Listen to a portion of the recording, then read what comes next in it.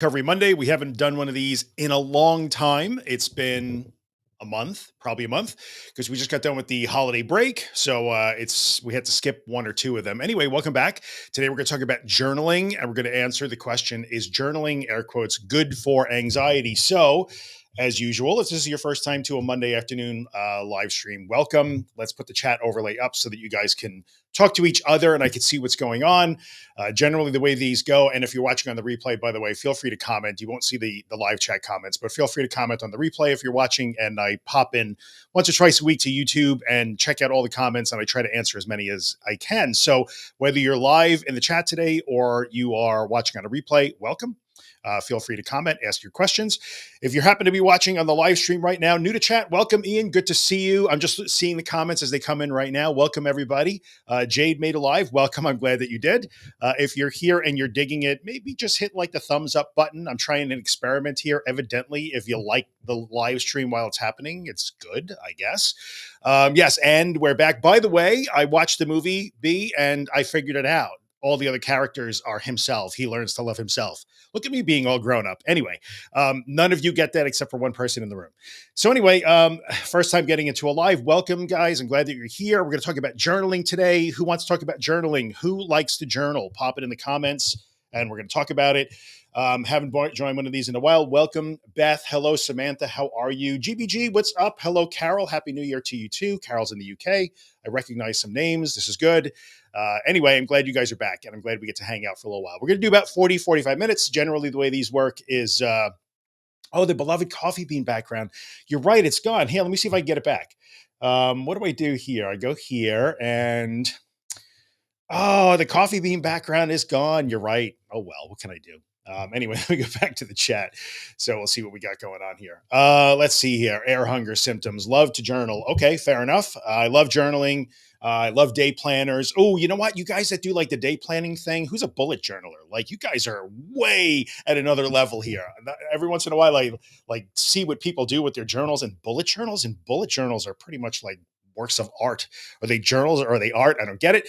Anyway, some folks love to journal. That's totally fine. I'm not here to tell you that journaling is not good for anxiety, but we're going to try to start to clarify things and see what it means to be good for anxiety. And in my opinion and my approach to anxiety and anxiety disorders, what some of the more helpful ways are to use the journaling activity as part of your recovery.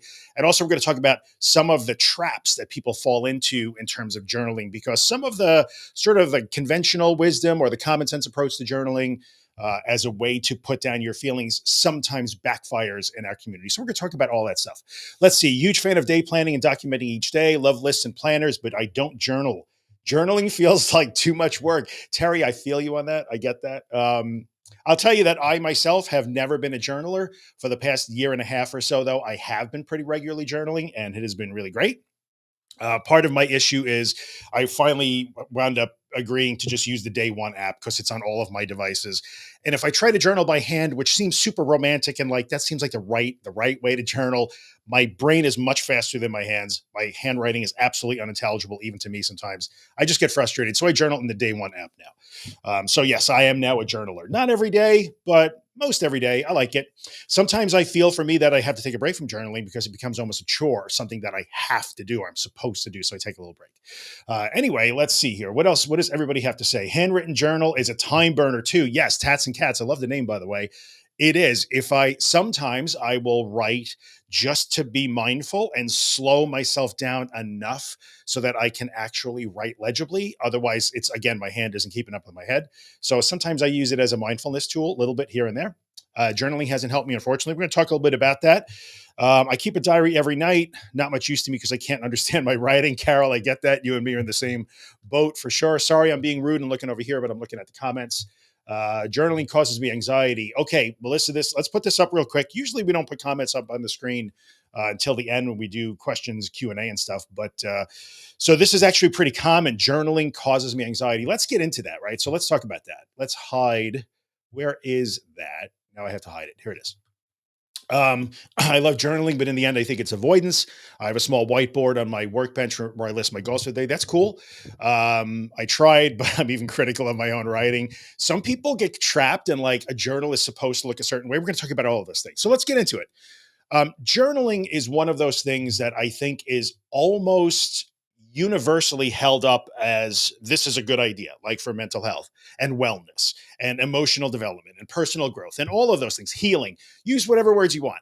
That's totally fine. Like, there's nothing wrong with that advice. There's a reason why so many people default to telling you that you should be journaling, because it is not a bad exercise. It's a decent exercise for wellness and growth and organization and dealing with your emotions and getting stuff out there instead of keeping it bottled up. There's a lot of great reasons to journal. But some of the more common advice that revolves around the use of journaling as a wellness activity or a healing activity or a growth activity isn't necessarily anxiety disorder informed, which is a thing that phrase that we like to use a little bit more often in the last year or so. Because and the people giving you that advice aren't necessarily giving you bad advice. They don't know they maybe are giving you bad advice, and maybe it's not even bad advice for you. But if you are listening to people who try to teach you how to journal, especially when they are very prescriptive in the way you're supposed to journal for your mental health or for your anxiety, and you find that it's not helping you or it's making it worse for you, it's backfiring a little bit. It could just be that they're not necessarily aware of the specific challenges that you're facing if you're dealing with things like GAD or OCD or agoraphobia or panic disorder or the things that we talk about here. So they probably don't mean, to give you bad advice. They just might necessarily be specifically aware of your specific context that we're dealing with here.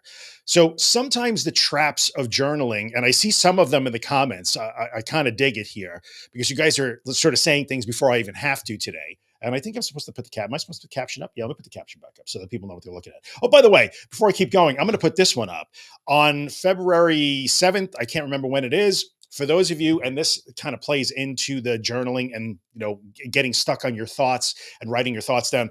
Josh Fletcher and I are doing a workshop called Worry and Rumination Explained. It's a 2-hour thing. Any of you have been in any of my workshops before, you get an idea of what it is. It's based on Zoom. It's done over Zoom, and we're going to talk for about 2 hours on the mechanics and worry and rumination, some of the theories behind it, and how, if you feel like you cannot escape your thoughts and escape worry and rumination, some ways that you could start to change that and back away from those habits. So if you are interested in that, you can go to the URL that's up on your screen right now. Of course, if you're watching after February 7th, I believe it is, it's available on a replay as well. So there's my plug for the day. Charlie says, I call my journal Craig the Critic. Seriously, though, it does help done right. Just don't take it so seriously. So some of the prescriptive advice that you find about journaling is keep a gratitude journal. There's nothing wrong with gratitude. It's fine. Gratitude is okay. Gratitude is not wrong. But some people immediately go to gratitude journaling, which is fine.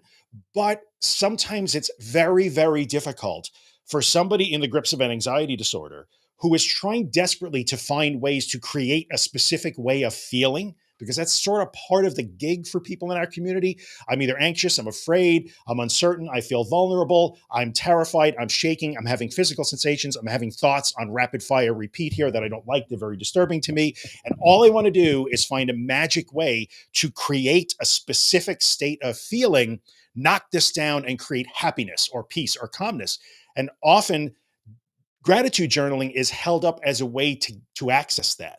So sometimes for folks in our community, there's nothing wrong with the suggestion for gratitude journaling.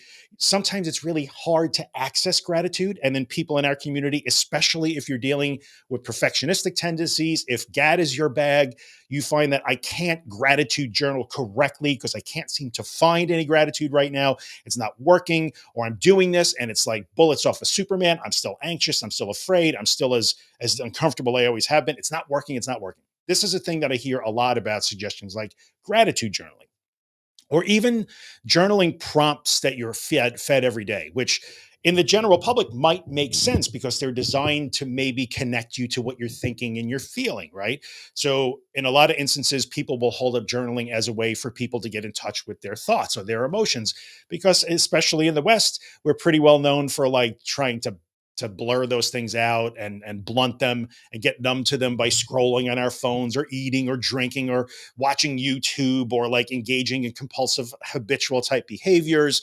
And we try and drown out our thoughts and our emotions. That's true. So a lot of like generic journaling prompts and generic journaling apps or workshops are meant to help you get in touch with what you're thinking and feeling.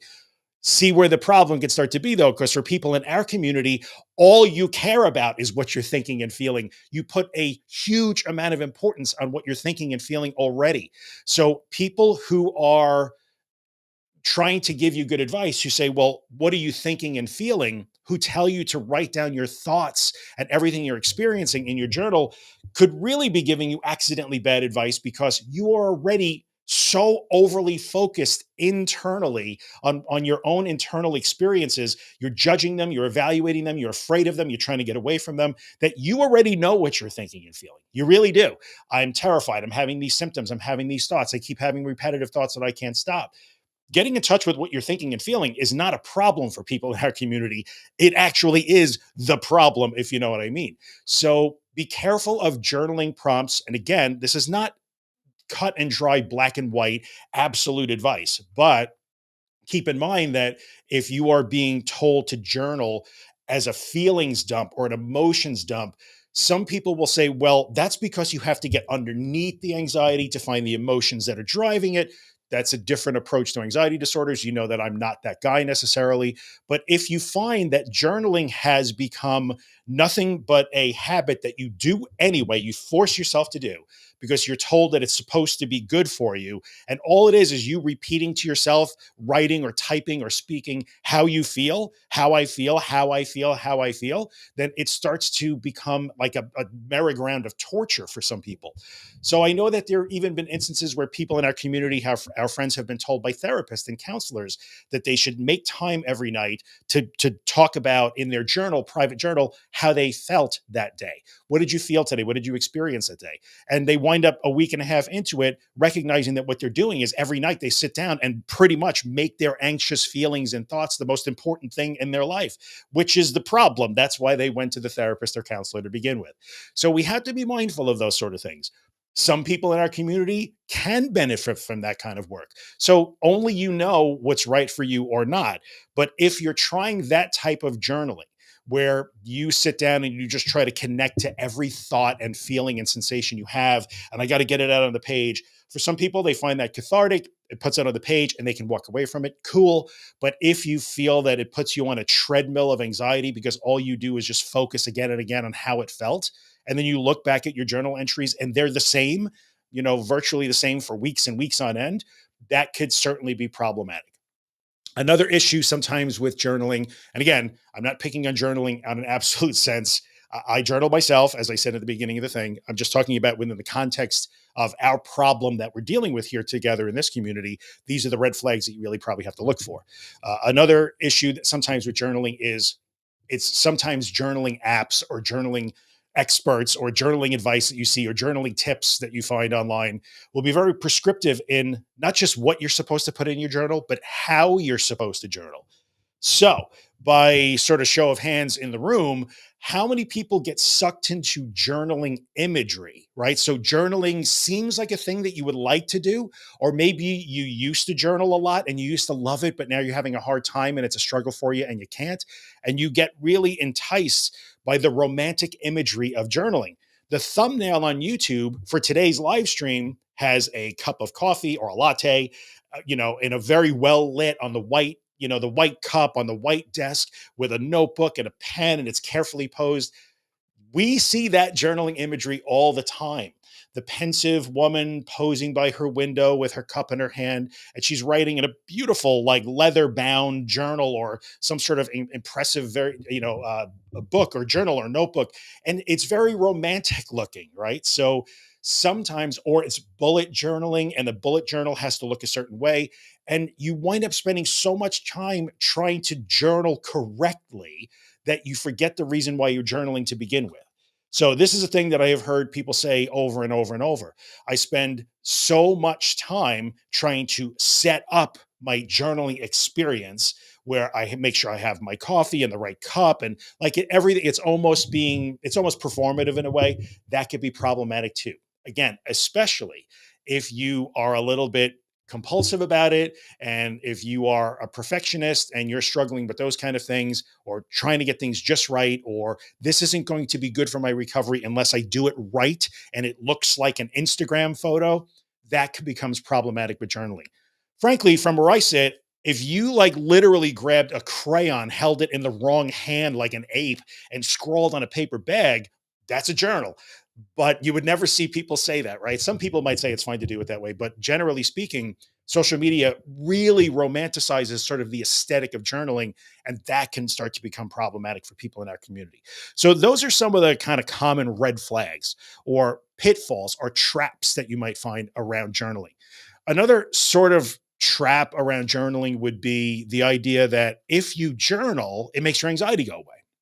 Like, so, in the title of this live stream is journaling good for anxiety, which is a little bit tongue in cheek. Those of you who have been following along with my content or reading my books or listening to the podcast know that generally speaking, the phrase good for anxiety is a thing that I tend to use in a tongue in cheek kind of way, almost a condescending kind of way.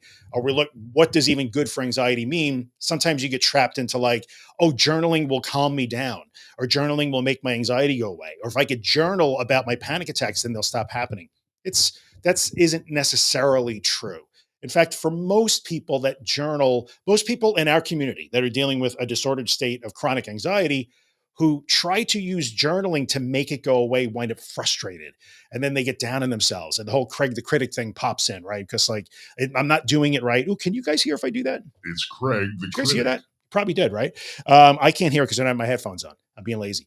But so Craig the critic will pop in and tell you, like, see, you're so anxious and you're so beyond hope and nothing works because my favorite influencers told me that journaling is magic and it's not magic for me. So I'm beyond hope. So you got to be careful about that too. Again, I need the eagle noise. I don't have the eagle noise. I got to get the eagle noise. I will get the eagle noise. But I appreciate the fact that you recognize the eagle noise, which is something that you hear all the time on the Disordered podcast that I do with Josh Fletcher. Anyway, so that's another sort of pitfall or trap of journaling. Why do you want to journal? What is it supposed to do? Right? What is it supposed to do? I can play amygdala. That's this one. Amygdala. I guess you heard that because evidently, I actually remember what the buttons are now. So, and for those of you who don't get the joke, the podcast I do with Josh Fletcher is called Disordered. It comes out every Friday. That's at disordered.fm. And those little sound effects are in almost all of our episodes. So those are definitely some of the pitfalls or the traps of journaling for sure. Why are you journaling? What do you think it's supposed to do? Or the other associated trap or sort of pitfall of journaling could be, from what I understand, if I could just journal enough, if I keep digging and digging on paper or in my app or what on my phone and notes, whatever, however way you do it, papyrus and quill pens. I see the quill pen jokes. If I just do it hard enough, I will uncover my hidden triggers or my hidden root cause. And then that can be frustrating too. Like no matter how hard I journal, I can't seem to come up with the magic trigger or the magic epiphany that tells me, oh, this is why I'm anxious, or this is why my OCD is flaring up. Now I'm all better. So again, it's sometimes you have to be really careful. And I understand if in fact you are struggling right now and all you want to do is feel better, which nobody would blame you for. I want you to feel better too. It can be easy to fall into the trap of, I will journal because all the gurus and wellness influencers tell me to journal. It's got to be magic. I'm going to figure it out. I'm going to do it right. And it's going to make me feel better. And sometimes then it doesn't. So let's go into comments a little bit because that's a little bit more fun than just blabbing at you continuously for 30 minutes and then answering questions. So I'm going to scroll up a little bit. We discovered that we cannot find the coffee bean background. That's because I switched Restream plans and I have to re-upload that, I think. So let me see what you guys have to say here. Journaling causes me anxiety. We put that up on the screen already. Journaling hasn't helped me. I'm just trying to get up here. I'm critical of my own writing. Let's put this up. This is a great name, by the way. Drazel. Love it. I'm critical of my own writing is a thing. I'm not journaling right. I sit down to journal and I want it to come out a certain way. I want my writing to sound a certain way. I want to tell it a specific way, and I can't seem to write properly, or it doesn't look a certain way, and then I don't like it and I get frustrated. That's pretty common, right?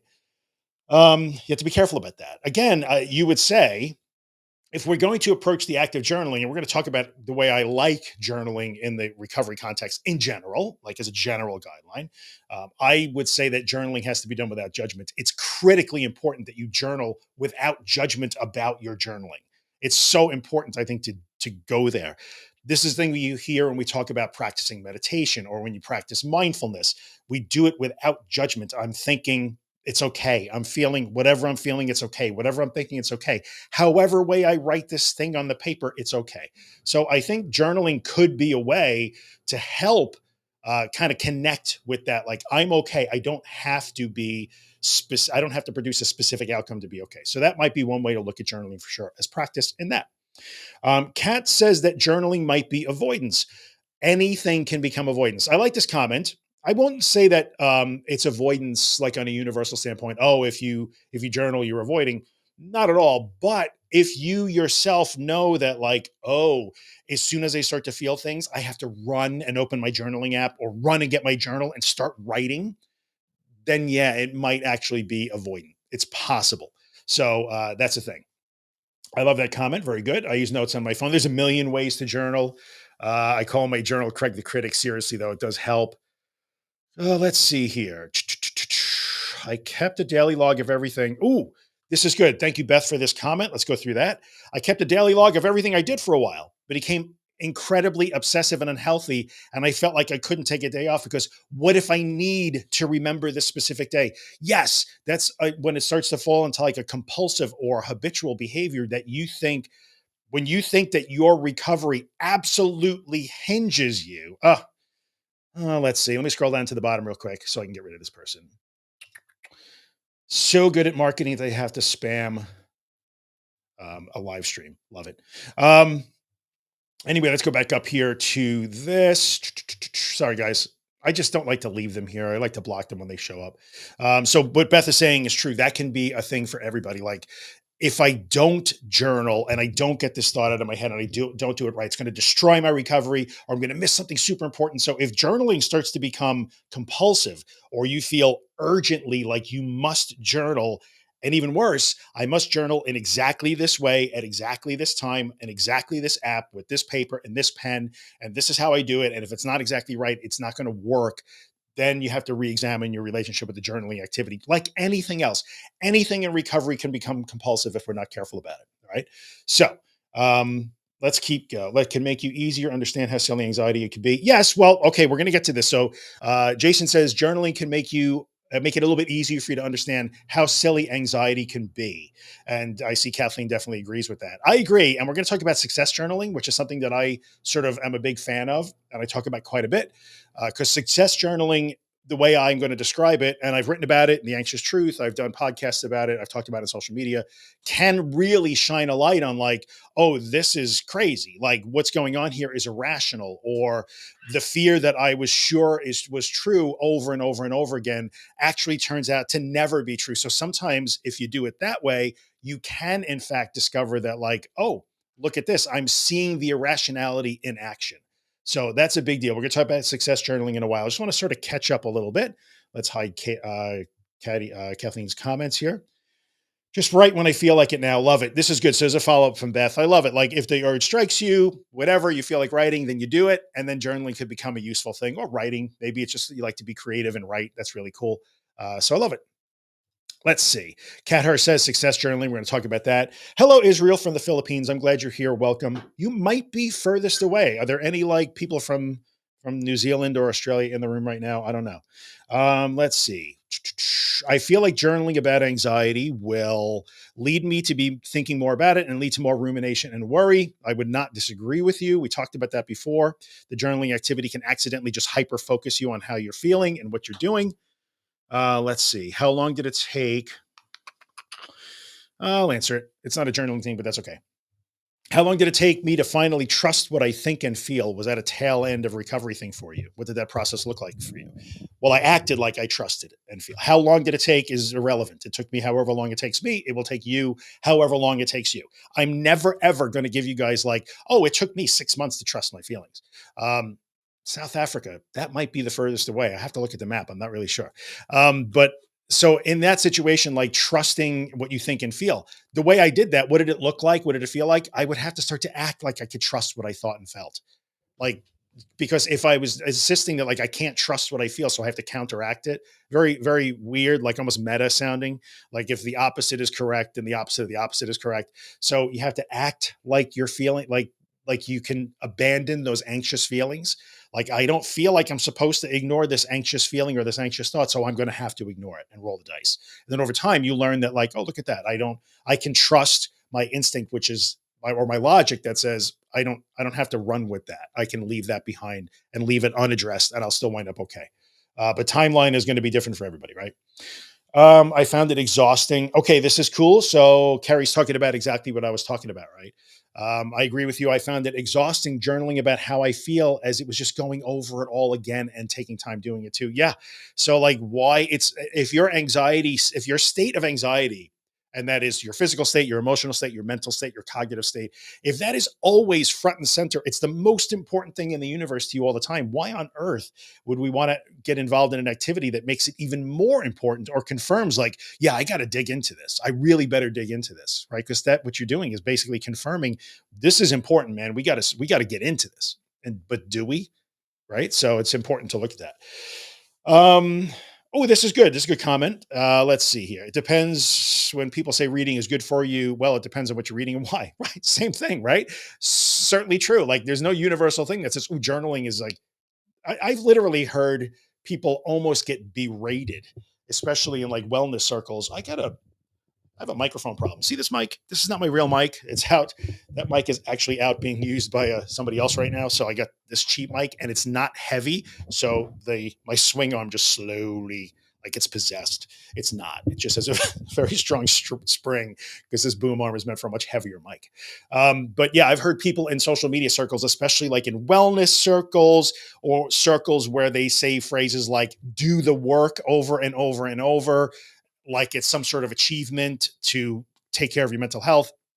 People will say, if you're not journaling, you're doing it wrong. You're doing it. Why are you not up at 4 o'clock in the morning, sitting in a tub of ice, doing a kettlebell workout? I'm being very masculine here. Sorry about that. And then like sitting with a leather bound journal and 16 books by dead Roman emperors. Why are you not doing that? You must do that. Maybe, maybe not. It is an imposter mic. This is the cheap mic, but it gets the job done. It's an $80 mic and it works, right? So let's see. Let's keep going down. I'm going to try and catch up, and then we're going to go into like success journaling and what I think could be a positive aspect on journaling. Um, I'm trying a gratitude and success journal, just bullet points to try and focus on good stuff more. So in a way, this could be a good way to go too. If you find that this will work for you, then that's really cool. Like what else is going on? So let me connect this to sort of some of the principles of recovery, right? We talk about, I mean, what Carrie's saying on the screen here. We talk all the time, or I like to use the phrase, attention is a verb. Anxious people tend to think that attention is a noun and like it's a thing and you have a finite amount of it. So if I feel really anxious or I have a scary thought about self-harm, for instance, I have to apportion all of my attention like it's a thing or I have a jar of attention. I must give all the attention to that. It seems wrong to not give it all of the attention. But attention is a verb. I pay attention. I choose to put my attention. Attention is something that you do. So if you look at it this way, the way Carrie is approaching journaling sometimes can be helpful. I am having repetitive thoughts about self-harm. I am really anxious. I'm nauseous. I feel dizzy. My legs are shaking. I have air hunger, whatever it is. I feel those things. I can't ignore them if somebody paid me to ignore them, but I can also use attention as a verb and choose to try and connect to some other things that are happening in the world around me or other things that are happening in my life. Is it going to make me feel any different? No, but it starts to teach you the lesson if you do what Carrie's talking about here and you do it judiciously. Like you can start to learn that lesson of like, oh, look, I can write about like my family picnic that I was scared to be at, that I panicked at twice, that I didn't have a good time at, but I can write that I went, even though I was afraid. And it doesn't change the way I'm feeling right now. But hey, look, anxious thoughts and sensations and all of those things. You can be here with me. I'm going to write in my journal right now. I'm going to put some bullet points down on some other stuff that isn't you. Right. So I like that, Carrie. Thank you for that comment. I appreciate it. Let's see. The aesthetic of journaling, correct. Ooh, I appreciate this. I also never want to open that book again, reading it because it gets me back to that place or let myself get there. So this is good, right? Like if your journal was just nothing more than a carousel or merry-go-round all the time of repeating how you feel and how you feel and how you feel, that would be a tough thing to go back and read. You wouldn't want to read that. Down the road, you might, or you might choose to burn it one day or just keep it in a drawer and never open it. Who the hell knows? You get to decide. It's all right. There's no wrong answer there. Let's see here. I'm going to scroll down a little bit here. Yeah, so we're going to Ian asked there might be a specific way to journal. I'm going to talk about that now. Really, when we go into sort of the second half of this, where are we? 30 minutes, not too shabby.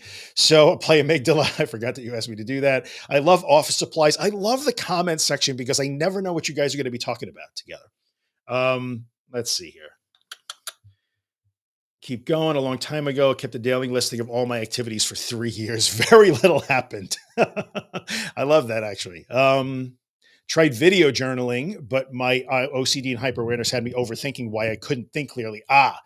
Let's put this up on the screen really quickly. Tats and Cats, great name, by the way. There must be some tats in there, right? Like I appreciate you.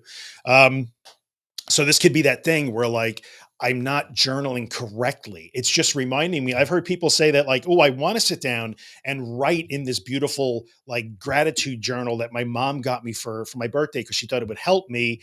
But my hands are shaking so much that I can't write in it. And then that triggers like, I'm so anxious I can't even journal, but I need to journal to be anxious. It's almost like exercise. You know, that thing when people say, you should exercise, it's really good for your anxiety. And then you get on the treadmill and have a panic attack because it feels like a panic attack. And then you wonder, like, clearly I'm the worst anxious person ever. But anxiety is special because exercise makes me worse. And in this situation, like Tats and Cats is saying, the act of journaling made her feel even worse, triggered her even more. So I get that. Very good. If you journal often, I've tried journaling in the past, but I never knew what to write about. You know what? This is actually pretty common for almost anybody that journals. It took me a long time. Like I said in the beginning of the stream, I've been journaling pretty consistently most days for about a year and a half now. And at first I was like, I don't even know what to write about here. But then you kind of figure it out as you go. But again, that's just sort of regular journaling, if you will, or people who like to keep a diary or whatever. That's a little different than recovery journaling. Okay. So let me scroll down to the bottom. I think I caught up. Okay. Oh, wait. Fake Canada is here. Mary Lisa says, I hate journaling. I think that when journaling bad things, it's like I'm living it all over again. Okay. So, see, sometimes it just doesn't work. So, the standard advice that says, write down what you're thinking and feeling, like, I don't want to. I'm trying to get away from these things. Like, all I care about is what I think and feel. You know, I'm trying to fix that. Thank you very much. So please don't tell me to write down my thoughts and my feelings. My thoughts and my feelings own me, and I'm trying to learn how they can not own me. So I get you on that. I feel you. So let's talk about one way that I think is a great way to use journaling. If you're not a journaler now, or you are a journal and you tried all the different ways of journaling, it's not working for you. One thing that I like to sort of advocate for is the use of what I call a success journal. And I am not sure who mentioned it in the comments. Maybe it was Kathleen, I can't remember, or maybe it was Bessie. A success journal, I think, is a big deal. What I mean by a success journal is this is a stupidly simple journal. There's nothing special about it. Again, I don't care how you write it. Scroll it on the wall like Tom Hanks in freaking Castaway. Put it on. Jason talked about journaling on a Doritos bag. I don't care how you do it. There's no right or wrong way to do it. Do it a different way every night. Who cares? But if you can keep a record that basically says at the end of a day or after a scary experience, here are the things I was afraid of and what happened. So a great success journal entry might be, was terrified of a psychotic break again today, didn't have a psychotic break. See you tomorrow. That's really great. You know, another great success journal entry might look like, I had no choice, had to take my daughter to the doctor, was terrified, had 2 panic attacks, did it, came home. I'm okay. I'm just scared. The end. See you tomorrow. Next entry tomorrow. Like, the success journal is really just a way to kind of give you an idea where you can go back and look at that and say, oh, look, I was afraid to drive around the block 6 times in the last 2 weeks. And every single time I did it and nothing happened. And I was able to drive around the block. Oh, look, every single time I thought that today was definitely the day that I was going to lose my sanity, I didn't. But look at how every day I write that I'm afraid of a psychotic break today. And then it doesn't happen. So that is one way to success journal. Success journal is not glamorous. It's not detailed in a lot of ways. It's very basic. I was afraid of this. I did it. I did this anyway. Nothing happened. Or you can acknowledge I did this anyway, and I was really afraid and I felt a lot of anxiety symptoms. Not, I went to the supermarket today and my heart was pounding and it felt like I couldn't breathe and then my hands were shaking. No, not that. I would not success journal where you just write down all of the things you feel. Don't write down every thought you have. Don't write down every sensation that you have. There's no reason for that. You already will tell anybody who will listen, whether it's me, your therapist, your best friend, or your cat, what your symptoms are. Am I right? So there's no reason to put your symptoms in your journal anymore. You've talked about them more than enough. So I did a scary thing today. I felt really afraid and uncomfortable. I didn't think I was going to make it, and I did it. See you tomorrow. Good night, journal. Like, that's a great way to try a different form of journaling. Now, what does that do? In the old days of CBT, we would do things like thought records and thought challenging and like fact checking. It's a form of that for sure, but it's not meant to somehow like, oh, you look at your success journal and say, oh, my anxiety is ridiculous, I'm cured. It doesn't work that way, nor did old school CBT work that way. But it is a way to inject a little bit of objectivity in what is a very subjective experience. So, who's in the room right now that is completely and utterly wrapped up in every feeling, sensation, thought? You need to know about it. What caused it? Why is it happening? When is it going to go away? What does it mean? If you're wrapped up in that right now, you're in an incredibly subjective experience. You're interpreting and trying to attach meaning that you can't find to things that you don't understand that scare the hell out of you, which is normal. I would expect human beings to do that, but then it goes off the rails and then you wind up in an anxiety disorder state. So in this situation, we're saying, okay, I know I want to just spew out again exactly what I was afraid of. Oh, my head felt weird again. No, no, no, not my head felt weird. How about just I was afraid? How about just I had a lot of anxiety sensations today? And what happened? Nothing. I was afraid. What else happened? Well, I guess nothing. I was afraid. Like, so in a way, you can use your success journal to just inject some objectivity into what was otherwise a very highly emotionally charged subjective experience. And that subjectivity and that emotional reasoning is part of what makes recovery so difficult. So we can use success journaling this way as a way to sort of start to balance that, counteract that. Here is when I say that, sometimes I get a little bit of hate because people think I'm telling you to invalidate your emotions. My thoughts, but my thoughts, they come from inside of me. They're sacred. I must connect to my thoughts and like flesh them out and dig into them. No, you don't. That's what got you into this problem to begin with. I'm not telling anybody to invalidate your humanness, but when you are literally stuck in a torture chamber of validating every emotion and thought and feeling and internal experience that you have, we have to find a way to pry ourselves away from that for a little while, right? So sometimes you're going to get people who say, that's crazy. You'll never heal if you start to like ignore your emotions that way, because your anxiety is a hidden message and you have to dig to find it. If you've been digging and you haven't found it after 2 years, stop digging, try it this way. What's the harm? Like, it's not working the other way anyway, right? So I'm looking at, I enjoyed the rain watching outside or having a roof above my head. Yes, stuff like that. Instead of like, hey, I was really scared today. Guess what else was going on in the world? The neighbor's kid was practicing with his band in their garage. They were terrible, but it was kind of cool because they're trying. How's that? That's a success journal entry. I was terrified, but my cat dragged a bird in from the backyard. That sucked. See how like more than one thing can be true at a time, and you begin to put in a little bit of objectivity. I was afraid, but life was still happening, and I was okay that I was afraid. I didn't have to make it the most important thing.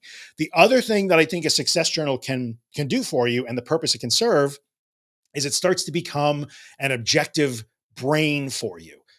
So we human beings, or this isn't even an anxiety thing. This is just a human thing. Humans have an incredibly strong negative bias, right? We tend to remember bad things way easier than we remember good things. We remember bad things in far greater detail than we remember good things. Like, this is just the way we seem to be wired. Maybe it's a survival thing. Who the hell knows? We could probably talk about that for months or years. There are probably people who spend their entire careers trying to explain that sort of stuff. It's interesting, right? But your success journal can actually be a record that counteracts that negative recall bias. Because how many people in the room have worked on their recovery and maybe had one or two experiences where I took the leap of faith and, oh my God, I did it. You felt amazing that day. But then 3 days later, maybe you have a panic attack and you just, that's it. That's it. You like throw your hands up, you throw in the towel, it's over. You completely forget all the things that you've done in the past. You throw them away and you start to, again, glue yourself to only the internal experience that you don't like that you're having now. I don't give a crap that I've had four months of continual but slow progress. I feel bad today, and that's the only thing that matters. That's a hallmark of somebody in a state of chronic and disordered anxiety. And when you get down to it, it's like, well, if I can go back to my success journal and say, hey, wait a minute here, I am feeling bad right now. I can acknowledge that. I don't have to pretend that I don't, but I can also go back and look, hey, remember when I used to be afraid to walk around the block? Or remember when I couldn't stay home alone at all? And now I stay home alone regularly for, a half hour at a time. Remember when I would Google my symptoms every 15 minutes, and now I can go 3 hours between. Like the success journal can remind you that like how you feel now isn't the only thing that matters. So that's another valuable thing in terms of success journal. Success journaling is not sexy. It's not romantic. There's no aesthetic to it. It's pretty dry, but it could be really useful if you want to look at it this way and play with it, like experiment with it. There's no right or wrong way. Just be careful of falling into the old journaling traps of my journal is to recall all of my symptoms and every scary thought I had. Somebody just asked about, Bethany said, can you talk about values-based journaling? Sure. So values-based journaling is really interesting. The thing that is interesting about value-based journaling, and I got this out of the book that I read called The Upside of Stress by Kelly McGonigal, who I think we're going to have on Disordered. That's going to be great if we can arrange it. She said she wants to come on. We're still trying to work it out. But there's research, a lot of research was done that says when I'm struggling with anxiety, if I can connect back to the things that are valuable to me, that I care about in life, not goals, but values. Like I value creativity, I value kindness, I value curiosity, whatever it happens to be. If you can start to connect to your values, you start to remember, oh, that's right. I chose to do the school pickup run because I value family. Family is important to me. And I did that hard thing and I had a panic attack waiting in the pickup line at the middle school, but I did it because I value this. So there's a really cool exercise where you can sit down and start to look at what your values are. And by the way, if you can't identify your values right away, totally fine. Most people cannot. It might take a while. And then what you wind up doing is I do it once a month. Once a month, I have a list of like 8 or 10 core values that are sort of important to me, sort of the core of my value system. And once a month, I'll sit for 10 minutes one night. I have it as a to-do list item. It's just the way I remember to do it. And I will pick 3 of those values and I'll just write random stuff about those values for 10 minutes. And I do that once a month. And it's an interesting exercise because when you are actively involved in challenging your fears and doing exposures and going toward your fear and doing all the things we talk about here that nobody wants to do because it's freaking terrifying and it's so hard, sometimes if you can connect to your values and sometimes use your value, remind yourself of your values in your journal entries, you can remember, oh, this is why I'm doing this. It can be very helpful to stay connected to why you're choosing to stay home alone for 15 minutes. And that scares the hell out of you because you're sure that if you're alone, no one will save you from accidentally hurting yourself if you have that thought and nobody's there to save you, right? So that's value-based journaling. Good question, B. Thanks for asking. Where are we here? 42 minutes. So let's see what else we have. I actually kind of like that I went through the comments halfway through instead of waiting till the end. That's better. Let's see here. I would try and catch up with your your comments with each other, but I can't. I just dig that you guys talk to each other and you support each other that way. No. Inject a little left brain. There you go. You want to look at it that way. That's totally fine. I kind of like the left brain, right brain stuff. That's a creative versus rational, emotion versus logical. Have a way you like to conceptualize it. If that's the way you conceptualize it, right brain, left brain, and that works for you, go for it, right? Let's see here. What is this one? I also try to see little things as a win because of my perfectionism only focuses on the big things. I'm trying to value the little things now, like getting out of bed, brushing teeth, and dishes. That's awesome. So like that would be a really great thing to use in like the success journaling mode that I was talking about. Like I know I want to sit down every night and make journal entries that talk about how recovered I am. But for the next week, I'm really just going to look at today. I listened to an entire side of an album. It was really hard for me to sit still because I'm so anxious, but I sat and I paid attention to the music. I listened to 4 whole songs before I got up and had to walk around. That's a huge win, but your perfectionism won't say it is. So you can use a journal to maybe remind yourself, hey, wait a minute here. Got to give myself some credit, right? I should try this as Kel's. Yeah, sure. Give it a shot. There's no harm here and you have to find your way in it for sure. But This is cool too. I like, oops, sorry for banging my watch on the desk. Might open my eyes to how much worry about losing my mind and or going crazy and how even the smallest did it anyway was done. And I made it to tomorrow. What you're going to find is if you can maintain this habit, you know me, I never like to say you made it because you are always going to make it. Did it. I did it anyway. I did it. So if you can keep recording your we do, Josh and I do did it anyways on Disordered. Start your own did it anyway list. You can go to disordered.fm and send us email or voicemails on your did it anyways, and we try to read some of them on the air or play your voicemails. But you can also use your success journal to document your own did it anyways. It's super valuable. Even guess what? Your did it anyways matter even if no one else sees it. I know that's hard to believe in the social media era. Like if you do a thing and nobody knows you did it, it still actually happened. Like if you know it happened, then it happened. Put it in your journal. Let's see here. Yeah, Jade is kind of looking at this too. I see that at the end of the day, we made it through, but still don't believe we'll be okay and just move past the experience. This is when I wrote The Anxious Truth, which is my big recovery guide. If you don't have that book and you want to check it out, just go to my website, which is theanxioustruth.com. It's there. I talked about recovery as a changing of reactions. There are three reactions: the reaction before, that's the anticipatory anxiety; the reaction during, what do you do when you're in the midst of that really scary experience and you're feeling all the feels; and the reaction after, how do you frame the experience when it's over? That's the reaction that most people forget. Like, I did it and now I want to go home and just tell everybody how horrible it was and how I barely made it. And I felt like I was going to go crazy. I felt like I was going to have a heart attack, but you didn't go crazy and you didn't have a heart attack. So it's so important that you can start to use the success journal formula, if you will, or that mode or that idea to build a more helpful after experience and after reaction. The reaction after is like, I did it. I did it. I was really afraid. I was terrified. I felt a lot of things, but I did it. And I managed to do it. Remember, I'll connect you back to like the 3 C's. I did a podcast episode, I don't know when. Just search for courage, competence, confidence on my website, whatever episode that is. B, if you're still here and you want to look it up, you're always good for that. The 3 C's of recovery. You start with courage. You take your leap of faith. The courage leads you to have experiences that show you that you are competent. And that's all we care about. So your success journal doesn't have to tell you about how happy you are or how amazing or how full of gratitude you are for your school pickup run. Maybe you will, and that's cool if you feel that, put it down, nothing wrong with that. But it will show you that you were competent even when you were afraid.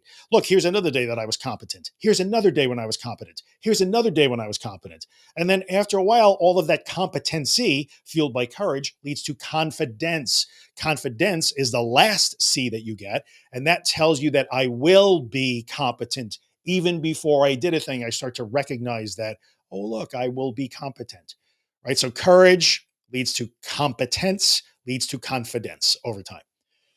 I guess we're good. 47 minutes on journaling. I think we did pretty good. I don't know what you guys you're talking about here, but I dig it. Usually there's all kinds of weird conversations going on, but these look strangely normal. You guys are just whining me today. Usually it's very, very random stuff. Anyway, I hope this has been helpful. Again, just to recap really quickly, I'm not here to tell you not to ever journal. I'm not picking on journaling. A lot of people love journaling. I totally get that. When you are in a recovered state, you might journal completely differently. Maybe you'll go back to your old way. Maybe your journals will be flowery and aesthetic and romantic, and maybe they will be full of digging into your emotions and your life experiences, and that will be fine because you'll be able to do that then. But for now, if those type of practices that you maybe used to love or think you're supposed to do are hurting you or not, at least not helping you or keeping you stuck, consider what we've talked about today. So there's no universal journaling bad. Like it's not that. It's just consider what I talked about, some of the red flags, the traps, and some of the maybe the more productive ways to use journaling for anxiety. See how I did that? See what I did there? Anyway, guys, I'm going to back out of here, I guess. If you want to, we do these if you're new to this or you're watching on a replay. First of all, if you like this video, hit the thumbs up. And if you're new to the channel and haven't subscribed, please hit the subscribe button on YouTube for sure. The best way to always find these on the replay are on my YouTube channel. There's a playlist called Recovery Monday. If you ever want to go back and rewatch this, go to my YouTube channel, subscribe while you're there, and look in the Recovery Monday playlist, and you'll find this. You can go back and watch it anytime you want. If you're watching on a replay, by all means, leave a comment. I will circle back at some point today, at some point this week, and try to answer your comments if I can. I will put up one more quick plug for the workshop that Josh Fletcher and I are doing in early February. It's in about a month or so. It's called Worry and Rumination Explained. Just go to this URL that you see at the bottom of the screen, bit.ly/worry rumination. It's a 2-hour Zoom-based workshop that talks about the mechanics of worry and rumination and how you can start to take steps to break that habit. I'm actually going to post about it today on Instagram and socials. And that's it, guys. Thanks for hanging out. Always fun. I can't believe it was been a month without one of these. I'll see you not next Monday, but the Monday after.